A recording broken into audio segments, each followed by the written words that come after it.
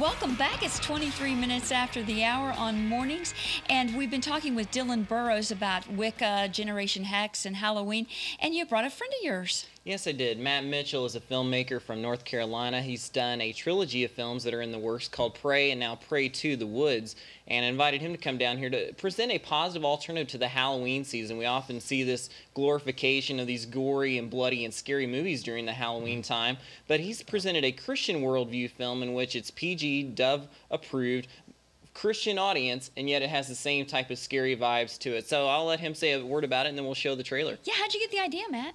Well, actually, it came to us. We were sitting at our house. My producer, Tion, and I from my church, and our wives, Amy and April, were sitting there, and we said, what is out there? Is there anything out there that's not offensive to Christians that we can go see? And we looked, and there really wasn't. We couldn't think of anything. And we said, all right, that's it. We're going to write. So the Lord opened up several doors, and maybe I'll share some of that. I think we have a clip that we can look at. We can show your audience if you want. I'll tell you seems kind of scary. Well, you know, it is and it isn't. What we wanted to do was if we did our job right, we wanted to have lots of things to make the audience jump, but a lot of humor as well. But beyond it all, we didn't want it to just be a thriller. We wanted it to have a spiritual heart to it. So the gospel message is woven throughout it. But if you go to, say, Blockbuster or Netflix and you flip over the back of the DVD, we wanted lost people to be able to look at it and say, hey, this looks like something I might be interested in. And then when they watch it at home, they realize, you know, they may think, oh, they're getting away with something, but secretly their mom and dad is behind the back wall going, yes, watch that. But you know it's not going to have any bad language ever, nothing offensive, no gratuitous violence, no blood and gore. No sexuality. Everybody's dressed modestly, and in fact, one of the actors in our first movie, you know, wore the True Love Waits purity ring. We try to have our characters show positive Christian role models throughout the whole thing. Well, now, Marcus has 3 teenage daughters. Would you let them watch something like that? I'd love, because they're looking for, my middle daughter loves this genre. Yes. She was 10 years old and read The Oath from Frank Peretti, and understood it, you know. And but we can't find anything out there that is appropriate. Exactly. And you would want to let them watch it. Yeah. Exactly. And too often Christians are very negative about the things associated with Halloween and horror films in general, and they complain and complain and complain.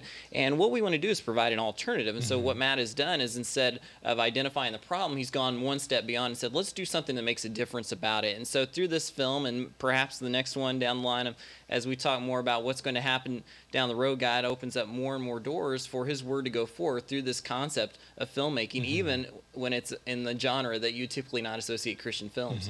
Absolutely. Matt, my husband has done a film, and I know that funding is difficult and distribution is difficult.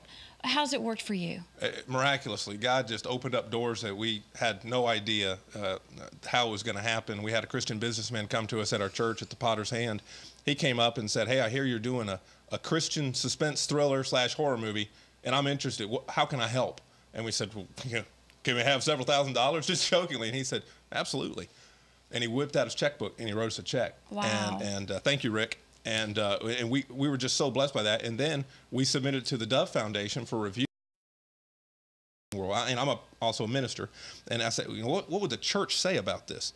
And the Dove Foundation said, hey, this is great. This is a niche that is so underserved. Get this out there. And a distributor called me on the phone. In fact, I was coming to Atlanta. And he said, has this been distributed anywhere yet? And I said, no. And he goes, it is now. This is exactly what we need to do. It's just like Hangman's Curse with Peretti and some of the Decker stuff, but a little bit more edgy in some sense, but cleaner in some senses. And I said, well, okay, great. And so he picked it up, and Bridgestone distributed both the first and the second one. We have a third one coming out. Dillon was nice enough to write the Bible study that accompanies both of these films. You can go to the website and download it, praythemovie.com. And youth ministers are picking it up because they are really looking for something during October. What can we do with our youth group? You know, it's perfect for lock-ins or retreats. You know, anything that you stay at 24-hour famine, things like that. You can show the movie, and the teens aren't going to hopefully be yawning and falling asleep through it. And they can invite their lost friends if they want. It's not overtly preachy, but if you're a believer, you'll see Christianity woven all throughout it. If you're a non-believer, I think hopefully you'll get a lot of spiritual truth out of it. How do you get the ideas for your scripts? A lot of them come from true stories. I used to be a youth evangelist back in the late 90s and early part of 2000, and a lot of scary things happened to me on the road. A lot of it I could attribute to spiritual warfare. And I said, man, we should write these down and make these a movie one day. So I did that, wrote them down, forgot about it. Several years later, Tion and I and our wives were sitting at my house, and we just again said, if we could only have some good, clean, scary something that happened. You know, the Christian life is filled with scary elements. And then I said, I do. And so we went back to the computer. I had it on one of the blow the dust off it, literally. And we looked at it, and it was a 3-minute script. And we said, well, that's not long enough. So God opened up some stories to the front and the back of it. My wife helped write some, and Tion and April helped write. And then before we knew it, it was an hour and 20 minutes. Wow. Which is great. Well, give us the plot of this latest one. All right, the latest one follows some of the characters from the first one, but you don't have to watch the first necessarily to pick up on it. And we deal with a church youth group who's going on their annual fall camping trip. And as they go into the woods, the villain from the first movie is back. And he's either out of prison or never been arrested. We're not going to reveal that yet. And their paths intersect. And then we find out there's a twist ending, a cliffhanger, just like the first one. The second one has a cliffhanger ending. And without giving away too much, their paths intersect in a very, very harrowing night in the woods. They're not alone. There's just like a guy with an axe and a hockey mask. No, I mean, you know, we wrestle with that. How do you do? It's such a fine line. How do you do a scary movie yet keep it PG? And it is a challenge. You know, you want it to be suspenseful enough that the teens are like, oh, this is still cool, but not so much that, you know, it's just like any other secular thriller. So we said, what weapons could he use? So, you know, we didn't want to get too graphic. So we imply a lot, and we don't show. He doesn't use a gun. He doesn't use a knife. In one scene, I think he has a chain. So we kind of say, hey, that's not been used. And he doesn't use it, but he implies it. So I don't want to give away too much to ruin all the suspense for the viewers. But parents shouldn't be offended by anything. You know, it's not recommended for 6-year-olds or anything. You know, but 12 plus was the age rating that Dove. And where can people find this? It's available at Lifeway, Family Christian, Mardel, Berean, ChristianCinema.com is running it. Saw that. And if you want to go to our website, praythemovie.com, there's a little button on top that says, where can I buy this?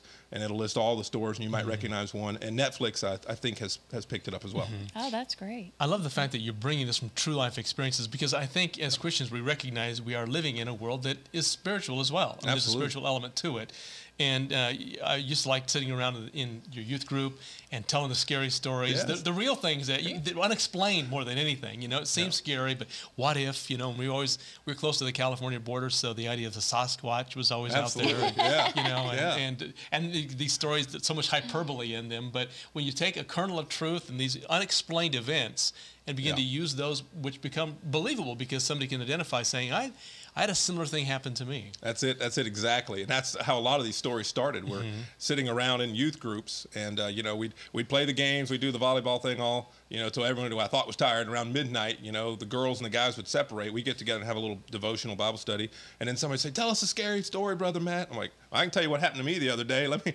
And then these stories, and they just started taking on a life of their own. And then we said, how can we weave a truth into that? And so it's just been an awesome journey. Yeah, and as I've observed the series, I love the spiritual message behind Pray and the whole trilogy of Pray films. The idea that when you are afraid, pray.